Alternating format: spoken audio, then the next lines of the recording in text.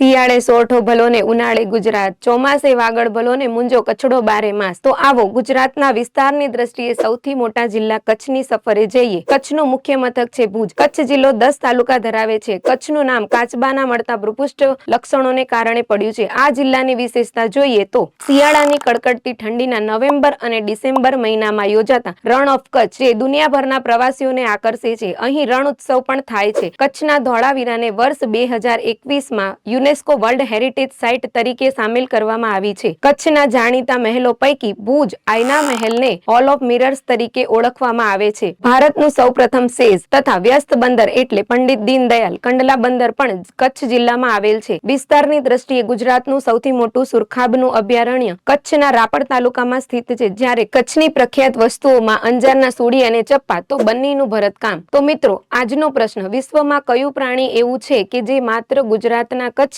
રણમાં જ જોવા મળે છે? તો આપનો જવાબ કમેન્ટ બોક્સમાં જણાવશો।